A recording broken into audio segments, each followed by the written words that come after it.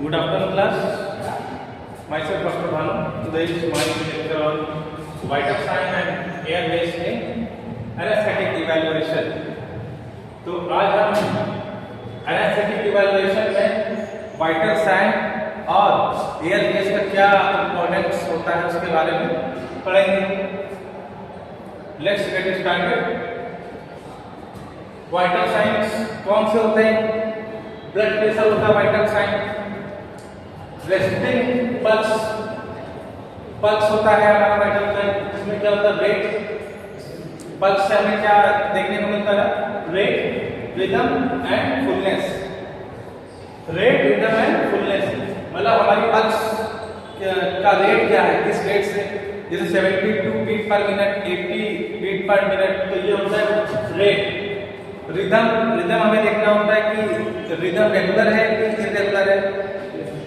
और फुलनेस मतलब वो पैल्पेबल है कि नहीं. उस अगर अच्छी तरह से पैल्पेबल है तो उसको फुलनेस बोला जाएगा, पल्स की फुलनेस. ठीक है. तो रेट, रिदम और फुलनेस पल्स की हम देखते हैं. ब्लड प्रेशर हमें देखना होता है. रिस्पायरेशन देखना होता है. रिस्पायरेशन रेट कितना है. रेट मतलब एक मिनट में कितनी बार रिस्पायरेशन हो रहा है. 12 बार हो रहा है, 13 बार. तो रिस्पायरेशन का रेट देखना होता है. डेप्थ देखना होता है, कितनी गहराई के साथ नहीं जा रही है. ठीक है. फोर्सफुली हो रहा है. ठीक है कि ग्रेजुअली रिस्पायरेशन हो रहा है. पैटर्न क्या है रिस्पायरेशन का, और उसके बीच में रिस्पायरेशन और एक्सपायरेशन, इंस्पायरेशन और एक्सपायरेशन के बीच में गैपिंग कितनी है, कितना पॉज है. बॉडी का टेम्परेचर हमें देखना होता है. बॉडी का टेम्परेचर कितना है, ये वाइटल साइन है. तो एनेस्थीसिया के पहले हम वाइटल साइन देखते हैं. टेम्परेचर पर पेन स्कोर है. पेशेंट को पेन किस ग्रेड का है. पेन की सीवियरिटी कैसी है, माइल्ड, मॉडरेट, सीवियर. ये चीजें वाइटल साइन हमें देखने होते हैं. Next, physical examination. Physical examination किस तरह का करना होता है प्री एनेस्थेटिक इवैल्यूएशन में. As with the history that is taken. History ली जाती है पेशेंट की. As with the history that is taken the examination concentrates on the cardiovascular and respiratory system.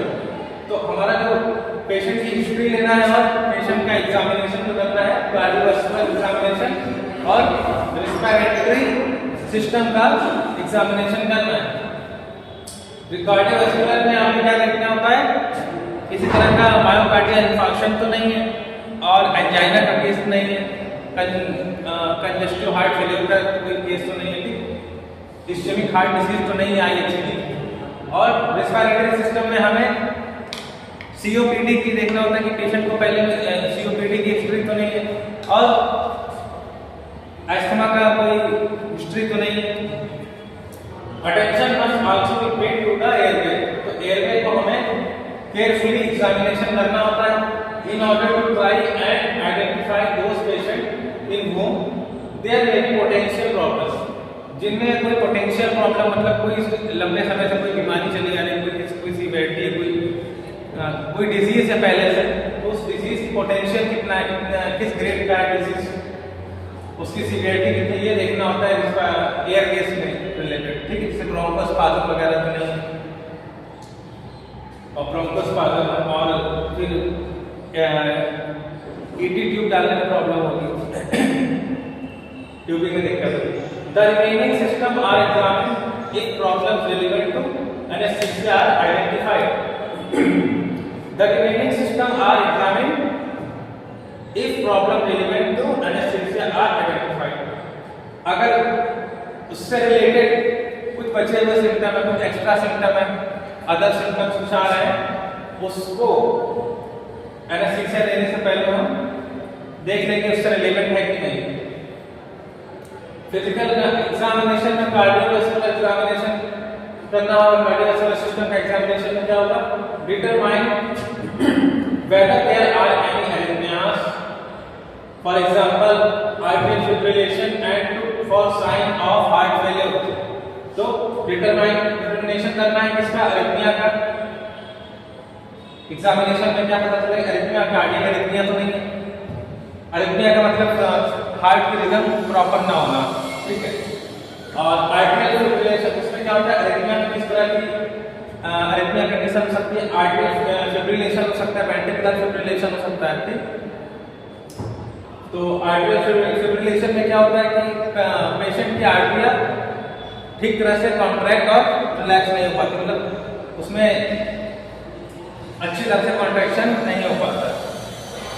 And look for sign of heart failure, और किसी तरह का heart failure का कोई साइन और सिम्टम तो नहीं है, वो देखना होता है। एनेस्थीसिया देने से पहले the patient's blood pressure should be taken and compared with that recorded by the nursing staff. अब नर्सिंग स्टाफ ने जो ब्लड प्रेशर मेजरमेंट किया है हमें उसे क्रॉस एग्जामिनेशन करना होगा खुद से करके कि नर्सिंग स्टाफ ने जो ब्लड प्रेशर लिया है वो एक्यूरेट है कि नहीं, इसकी एक्यूरेसी क्रॉस एग्जामिनेशन करेंगे हम लोग। The peripheral vein should be inspected to identify any potential problems with intravenous access. हम इंट्रावेनस एक्सेस करने के लिए मतलब कैनुला लगाने के लिए या आईवी ड्रग इंट्रावेनस में ड्रग एडमिनिस्टर करना है या कैथेटर लगाना है, तो उसके लिए पेरिफेरल वेन्स हमें लिम्स की, हैंड्स की लिम्स की हमें जब पेरिफेरल वेन्स को एग्जामिनेशन करना होगा, देखना होगा, उसको इंस्पेक्ट करना होगा और आइडेंटिफाई करना पड़ेगा कि इंट्रावेनस वेन में प्रॉब्लम ना है, क्योंकि उसको पेरिफेरल वेन से रिलेटेड कोई प्रॉब्लम तो नहीं है। रेस्पिरेटरी सिस्टम में हमें क्या देखना होगा, साइनोसिस। साइनोसिस का मतलब ब्लू अपीयरेंस बॉडी में किसी तरह का ब्लू अपीयरेंस, और ब्लू अपीयरेंस कब आता है, जब ऑक्सीजन की कमी होती है ब्लड में, ठीक है। हाइपोक्सिया की कंडीशन में साइनोसिस दिखता है, ब्लूनेस दिखती है बॉडी स्किन में। द पैटर्न ऑफ वेंटिलेशन, सांस लेने का तरीका क्या है, count the respiratory rate, or respiratory rate हमें मेजरमेंट करनी है रेस्पिरेटरी उसमें एग्जामिनेशन। डिस्निया में भी प्रेजेंट एट रेस्ट, तो डिस्निया हो सकती है, डिस्निया में भी प्रेजेंट एट रेस्ट, सांस लेने में दिक्कत हो सकती है उसे, ठीक है। व्हीजिंग साउंड सुनाई देगा एग्जामिनेशन में, स्टेथोस्कोप से एग्जामिनेशन करने पर या ऐसे भी सुनाई देगा व्हीजिंग, ठीक है। तो व्हीजिंग साउंड आएगी लंग्स से। साइन ऑफ कोलैप्स, किसी तरह का लंग कोलैप्स तो नहीं है, ये हमें एग्जामिनेशन करना है। कंसोलिडेशन देखना है, कोई किसी लंग्स में कोई चीज जम तो नहीं, उसमें कुछ जमाव तो नहीं, किसी तरह का बलगम का या कोई मास तो नहीं, उसमें एक्स्ट्रा मास तो नहीं सीन हो रहा है एक्सरे में, या कोई पैच हमें देखने को मिल रहा है, व्हाइट पैच, ठीक है। तो कंसोलिडेशन देखना है। एफ्यूजन शुड बी आइडेंटिफाइड, अगर किसी तरह का एफ्यूजन है वहां पर फ्लूइड का एक्यूमुलेट हो रहा है, ठीक है, प्लूरल एफ्यूजन हो सकता है, ठीक, तो उसमें वो भी आइडेंटिफाई करना है। तो साइनोसिस देखना है, पैटर्न ऑफ वेंटिलेशन देखना है, रेस्पिरेटरी रेट को काउंट करना है, डिस्निया देखनी है कि सांस लेने में कोई प्रॉब्लम तो नहीं हो रही है, व्हीजिंग साउंड सुनना है, किसी तरह की व्हीजिंग साउंड तो नहीं है। Sign of collapse, lung collapse, किसी तरह के कोई सिम्टम तो नहीं दिख रहे। कंसोलिडेशन, लंग्स में किसी तरह का कोई पैच तो नहीं दिख रहा है, किसी तरह का कोई जमाव तो कुछ नहीं, और एफ्यूजन देखना है कि कोई प्लूरल एफ्यूजन की कंडीशन तो नहीं है। नर्वस सिस्टम का एग्जामिनेशन भी करना होता है जब एनेस्थीसिया एडमिनिस्टर किया था, इसके पहले प्री एनेस्थेटिक इवैल्यूएशन में। Chronic disease of the peripheral and central nervous system should be identified. किसी तरह की कोई क्रॉनिक डिजीज तो नहीं है जिससे सेंट्रल नर्वस सीएनएस और पीएनएस से रिलेटेड, सेंट्रल नर्वस सिस्टम और पेरिफेरल नर्वस सिस्टम से रिलेटेड किसी तरह की कोई डिजीज तो नहीं है, या कोई एब्नॉर्मैलिटी, मेडिकल एब्नॉर्मैलिटी तो नहीं है। एनी एविडेंस ऑफ मोटर और sensory impairment recorded, myotonia, multiple sclerosis, तो किसी तरह की मोटर और सेंसरी से रिलेटेड कोई अगर कोई एब्नॉर्मैलिटी है तो वो हम देख लेंगे। मायोटोनिया हो सकता है मसल्स के टोन से रिलेटेड कोई प्रॉब्लम हो, ठीक है, और मल्टीपल स्क्लेरोसिस, ठीक है, ये भी मस्कुलर डिसऑर्डर है। न्यूरोमस्कुलर डिसऑर्डर में आता है। ठीक, तो ये हमें फिजिकल एग्जामिनेशन में देखना है।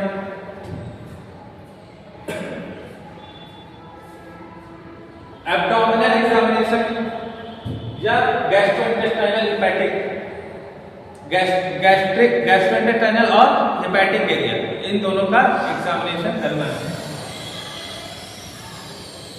Patient with hepatic disease frequently present problems with fluid and electrolyte imbalance। अगर पेशेंट को फ्लूइड और इलेक्ट्रोलाइट इम्बैलेंस की प्रॉब्लम है तो हेपेटिक डिजीज की कंडीशन हो सकती है। पेशेंट में हेपेटिक डिजीज, अगर हेपेटिक डिजीज है तो प्रेजेंट प्रॉब्लम क्या होगा, फ्लूइड और इलेक्ट्रोलाइट का इम्बैलेंस में पाया जाएगा। Coagulopathy and ultra drug metabolism, blood की कोगुलेशन से रिलेटेड कोई एब्नॉर्मलिटी हो सकती है। और patient with gastroesophageal reflex, GERD बोलते हैं इसे, gastroesophagus reflex disease, gastroesophageal reflex disease की कोई प्रॉब्लम तो नहीं है। अच्छा, गैस्ट्रोइसोफेगल रिफ्लेक्स में क्या होता है कि पेशेंट को बेल्चिंग होता है और रिगर्जिटेशन की प्रॉब्लम होती है। जब खाना पेशेंट खाता है तो वो वापस वोमिट हो जाता है, तो उस तरह की गैस्ट्रोइसोफेगल रिफ्लेक्स डिसऑर्डर होता है। As well as those at risk of GERD are prone, या जिनमें GERD की समस्या पहले से उनको भी देखना होता है। तो GI एग्जामिनेशन में GI हेपेटिक एग्जामिनेशन देते हैं। रिगर्जिटेशन ऑफ गैस्ट्रिक कंटेंट्स का रिगर्जिटेशन होता है इसमें GERD डिजीज में। जो भी पेशेंट खाना खाता है, फूड इंजेस्ट करता है, तो वो रिगर्जिटेशन मतलब वापस की तरफ, इसोफेगस की तरफ वापस आने लगता है। ठीक, कार्डियक इंसेक्टर जो होता है, कार्डियक इंसेक्टर का इसोफेगस में होता है, ठीक, एंड पे, ठीक है, इसोफेगस के एंड पे होता है। और स्टमक के स्टार्टिंग में कार्डियक इंसेक्टर होता है, तो वहां से फूड क्या होता है, रिफ्लेक्स बाहर रिगर्जिटेट होता है, वापस इसोफेगस की तरफ आने लगता है, तो उसे रिगर्जिटेशन ऑफ गैस्ट्रिक कंटेंट बोलते हैं। ठीक, फूड क्या होता है, इसोफेगस में आने लगता है। Aspiration pneumonitis during the perioperative period, तो पेरी ऑपरेटिव पीरियड में क्या होगा, ऑपरेशन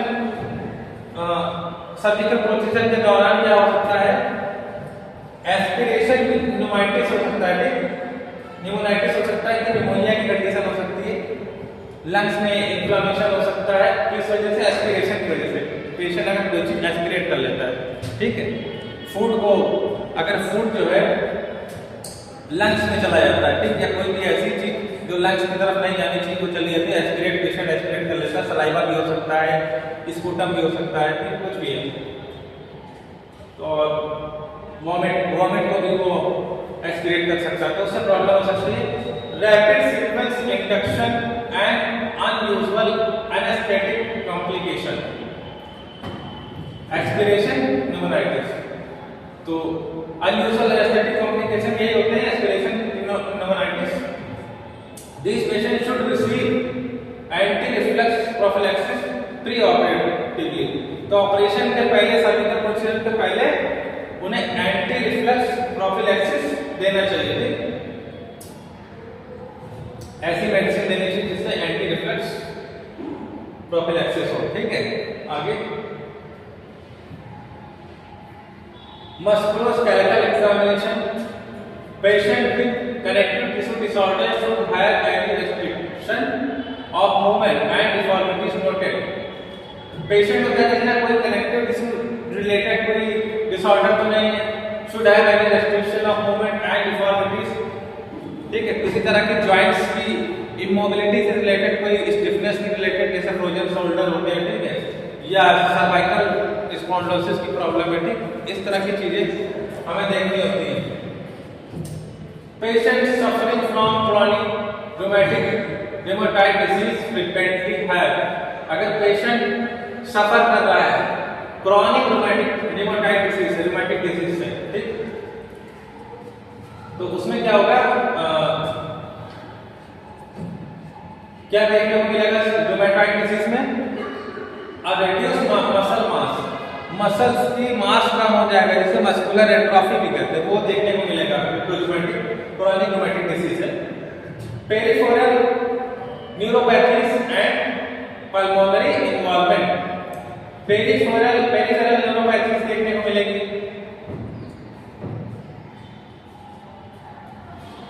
पेरिफेरल न्यूरोपैथी में होगा हमारा जो पेरिफेरल नर्व निकलती है, ब्रैकियल प्लेक्सस हो गई थी और रेडियल नर्व, अल्नर नर्व, जिस तरह की जो पेरिफेरल नर्व्स में उसी तरह की या ऑक्सिलरी नर्व थे, तो उन सब में किसी तरह की न्यूरोपैथी देखने को मिलेगी।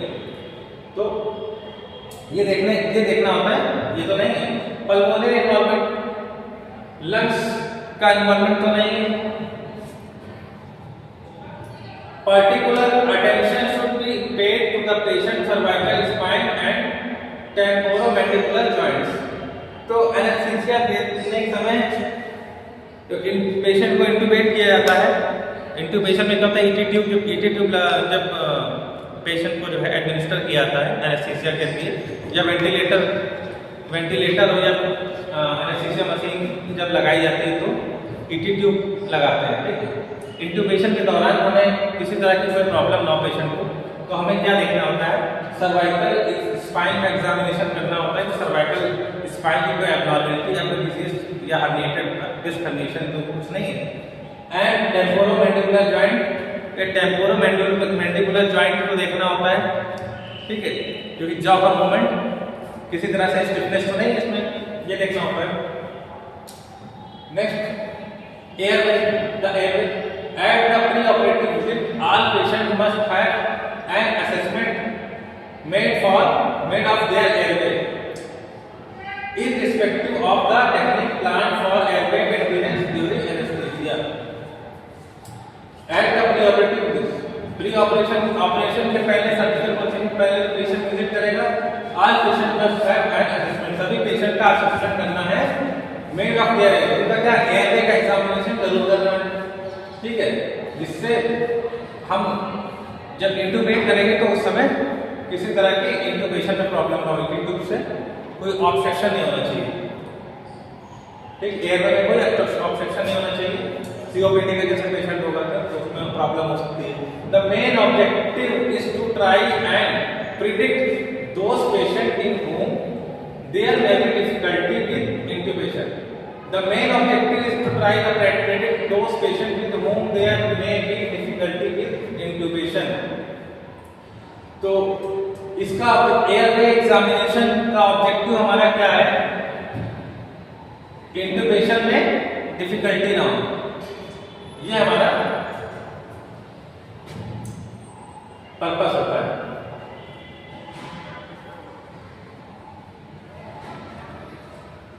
एयरवे